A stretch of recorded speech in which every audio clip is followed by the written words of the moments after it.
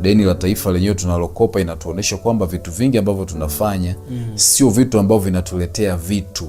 Ni vitu ambavyo bado vinatukamua tukope tena sehemu nyingine kuficha hapa tulipoanguka. Kwa sababu na individual person au mtu wa kawaida akope pesa ajenge nyumba ambayo haizalishi.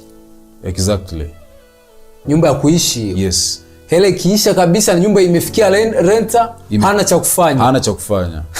Kumbe hiyo hela angechukua akaweka sehemu nyingine, ile sehemu ndio ilete nyumba. Kumbe mambo yako hivyo. Sasa nchi ndio hivyo. Sasa hata nchi ilitakiwa twende hivyo. Lakini mambo yetu sisi ni ya mhemko.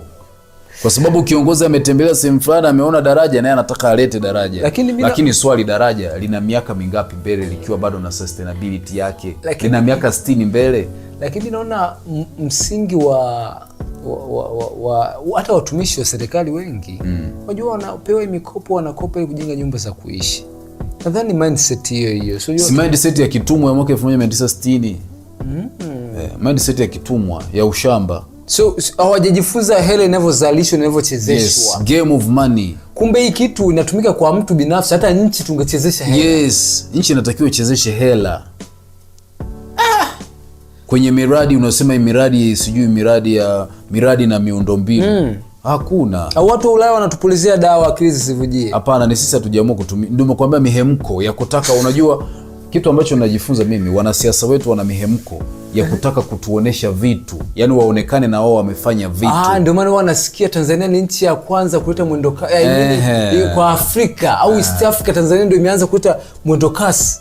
Treni ya vitu kama hiyo. Sisi ni watu, yani mfumo wetu wa watu wetu nadhani ni mfumo, ni athari ya makuzi.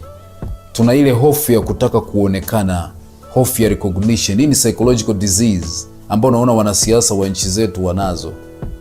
Ni psychological disease. Kuna watu kutokana na mfumo wao wa makuzi wana hofu ya kutaka kuonekana na wenyewe wana contribute. Umenipata? Kwa hiyo wanaweza kufanya chochote ili aonekane na yeye ana contribute, lakini baadaye ukiangalia au akitathmini yeye mwenyewe anagunduka, mbona kama hamna kitu nimefanya? Nimekosea, kitu nilichofanya sio. Umenipata vizuri? That's a challenge ambayo tuko nayo kwenye nchi zetu hizi.